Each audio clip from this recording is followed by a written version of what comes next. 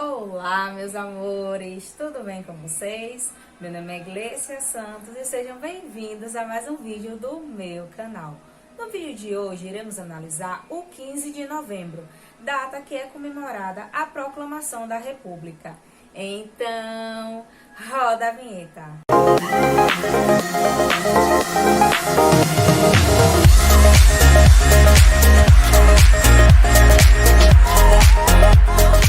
O 15 de novembro de 1889 foi uma data que resultou de todo um processo de insatisfação política, militar, religiosa contra a monarquia. Mas para entendermos melhor todo esse processo, é interessante levarmos em consideração o contexto histórico e os acontecimentos que antecederam esse momento.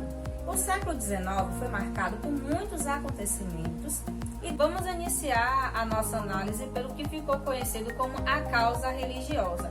Até porque, a partir de 1870, cada vez mais foi aumentando um fosso, um distanciamento entre a Igreja Católica e o Império, porque a Igreja estava muito insatisfeita com as decisões que estavam sendo tomadas por Dom Pedro II, tanto por a questão de uma maior liberdade religiosa, principalmente por parte dos maçons, buscando contornar essa situação, que o Papa Pio IX impôs uma bula papal, que foi a bula Syllabus, que tinha como intuito tanto limitar os poderes do imperador em relação às questões religiosas da Igreja Católica, como também punir os cristãos que fossem envolvidos com a maçonaria, expulsar os maçons da igreja. Porém, contudo, todavia, essa questão não teve uma grande repercussão, até porque muitos cristãos, padres, políticos, intelectuais eram maçons. E também, sem contar que para que uma ordem, que uma bula papal realmente fosse legitimada, teria que ter a legalização do imperador. E isso foi algo que Dom Pedro II não fez. E essa questão teve desdobramentos bem conflituosos, porque, por exemplo, em 1874, o bispo Dom Macedo e o bispo Dom Vital, eles foram presos após colocarem em prática as ordens do Papa. E mesmo que em 1875 os dois bispos fossem liberados, recebessem anistia, esse perdão real, essa situação não foi suficiente para amenizar os conflitos, essa tensão entre a coroa e a Igreja Católica, até porque essas decisões, elas refletiam muito nas questões políticas, nas questões econômicas, na autonomia, ou seja, envolvia poder. E com todos esses conflitos, com todas essas divergências, com todas essas lutas por poder, a Igreja Católica cada vez mais se sentia insatisfeita com a monarquia e assim Dom Pedro II ia perdendo mais um apoio. Outra questão também muito importante durante a década de 70 foi a propagação dos ideais republicanos. Teve até a formação do Partido Republicano, que tinha como intuito propagar esses ideais, mostrando que a monarquia já era algo obsoleto e que a república deveria ser o ideal de governo seguido por uma nova nação. Agora é importante ressaltar que até mesmo dentro dos republicanos, essas ideias também se mostravam controversas, porque tinham aqueles republicanos que eram mais exaltados, mais radicais, e tinha os republicanos que eram mais moderados. E também tinha os republicanos de última hora, que foi no caso, por exemplo, dos cafeicultores, que só aderiram à causa após a abolição da escravatura. Até porque, como já analisamos, os escravizados eles eram a mão e os pés do Brasil. E os cafeicultores precisavam dessa mão de obra escravizada para estar favorecendo seus empreendimentos econômicos e mantendo o seu prestígio social, o seu prestígio político. Mas só que com a abolição da escravatura, no dia 13 de maio de 1888, que foi resultado de todo um processo de manifestações, de reivindicações, que iam desde as senzalas, como também aos tribunais, a princesa ela acaba assinando a Lei Áurea, e tanto que o Barão de Cotegipe, que foi o único contra a Lei Áurea, ele falou que a princesa redimiu uma raça e perdia o trono. Tanto que a abolição da escravatura foi no dia 13 de maio de 1888 e no dia 15 de novembro de 1889 teve a proclamação da República, assim mostrando como a permanência da escravidão e as relações escravistas influenciavam nas decisões políticas, econômicas e sociais do Brasil. E com a abolição da escravatura sem uma indenização dos senhores, isso fez com que a monarquia perdesse o apoio dessa elite cafeicultora, que se juntou com esses trabalhadores liberais, com os advogados, os professores, os intelectuais, para estar favorecendo esses ideais de proclamação da República. Tem a questão da Guerra do Paraguai, que foi esse conflito militar onde o Brasil acabou vencendo, mesmo perdendo muito dinheiro e também muitas pessoas. Com a vitória, os militares queriam que fossem valorizados, fossem reconhecidos. Mas só que ao retornarem da guerra, os militares se sentiram desprestigiados, se sentiram deixados de lado. Por exemplo, em relação à questão do soldo, que era o salário que os militares recebiam, era muito baixo. Também a questão de estar mudando de patente não era algo permitido a todos os militares, porque isso ia de acordo muito com a origem econômica, a origem social, como também a origem racial do militar. E outra questão era a censura. Os militares não podiam expressar as suas opiniões livremente, abertamente, através da imprensa, algo que gerou muita insatisfação.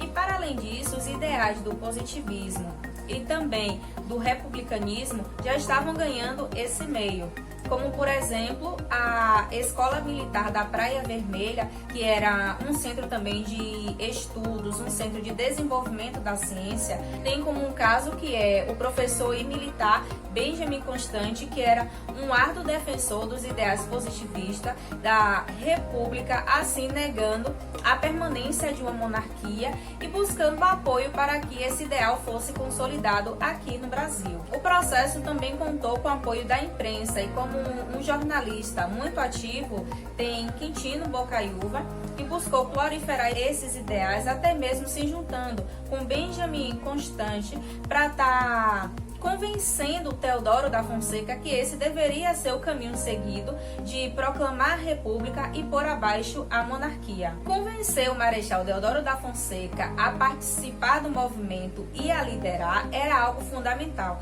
até porque ele era um símbolo de grande importância, já que participou da Guerra do Paraguai e exercia uma grande influência no exército. Mas só que ele era amigo muito próximo de Dom Pedro II, e tanto que ele tinha como proposta proclamar a República assim que Dom Pedro II morresse. Algo que também foi defendido por várias outras pessoas, porque Dom Pedro II era muito querido aqui no Brasil. Para além dessa questão, Teodoro da Fonseca ele tinha um receio em relação à participação dos civis no movimento, porque ele acreditava que deveria ser um movimento somente feito pelos militares. Mas diante do contexto de muita pressão, tanto por parte dos republicanos como também pelos militares, ele acabou aceitando encabeçar o movimento, até porque muitas fake news começaram a serem propagadas, como por exemplo, de que ele e o militar e professor Benjamin Constant seriam presos, e com isso, no dia 15 de novembro de 1889, Teodoro da Fonseca acaba indo junto com a sua tropa até o quartel-general, onde ele depõe o Visconde Ouro Preto, que era o presidente do Conselho de Ministros. Curioso que ao chegar, ao invés de ter aquele grito como o grito de independência do Brasil, independência ou morte, alguma coisa assim do tipo, ele acabou que por um lapso saudando a família real, e assim ele disse: viva sua majestade o imperador, a família imperial e ao exército. Então, nesse primeiro momento, o Marechal Deodoro da Fonseca só fez depor o Visconde Ouro Preto. Porém, outra informação chegou, outra fake news, de que quem teria sido escolhido para o cargo, o seu grande inimigo, Gaspar Silveira Martins. E com isso, Deodoro da Fonseca manda avisar que a proclamação da República tinha sido feita. Mas agora vamos pensar, né? Dom Pedro no meio disso tudo. Onde é que estava Dom Pedro? Cadê Dom Pedro que está tendo a proclamação da República? A sua monarquia está caindo. E cadê Dom Pedro nisso, né?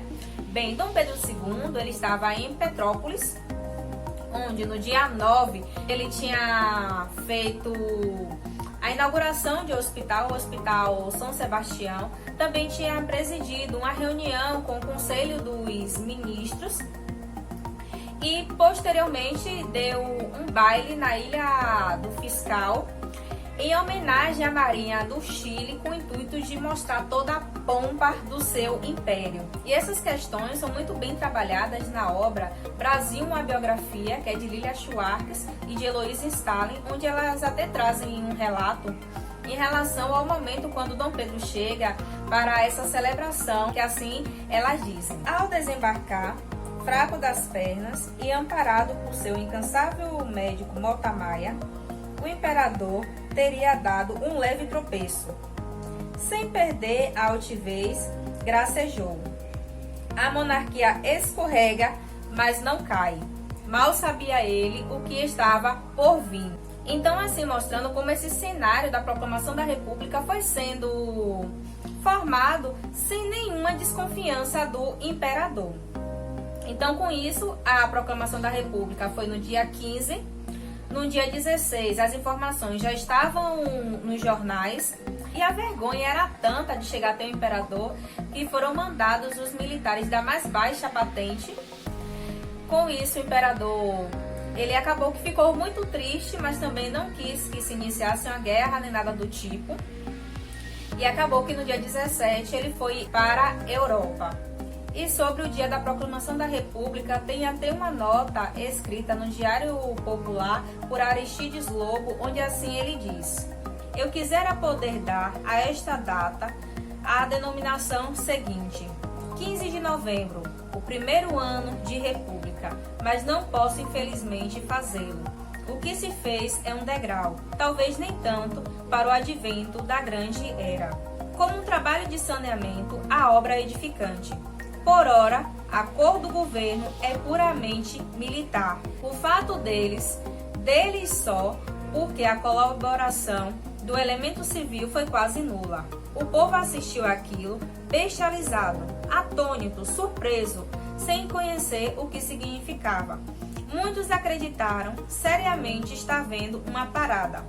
Então, assim, mostrando como a participação dos militares foi algo muito presente durante a proclamação da República.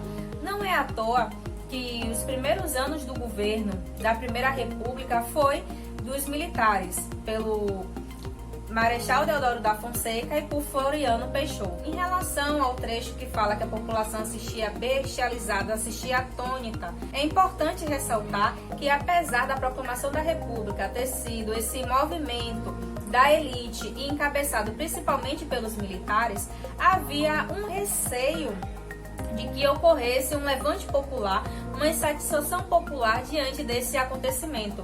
Tanto que o embarque de Dom Pedro II, junto com a família real e com outras pessoas, foi feito durante a madrugada, justamente de maneira estratégica para evitar que fosse a luz do dia e que assim tivesse todo um clamor popular pela permanência de Dom Pedro II e pela permanência da monarquia. Então, assim, diante de tudo que analisamos, nós podemos perceber que o 15 de novembro foi resultado de toda uma insatisfação no campo político, religioso, militar, econômico, que buscou tá pondo fim à monarquia e que a Primeira República teve os primeiros anos dos governos dos militares que buscaram consolidar esse ideal republicano, esses ideais positivistas, para assim garantir a consolidação do poder.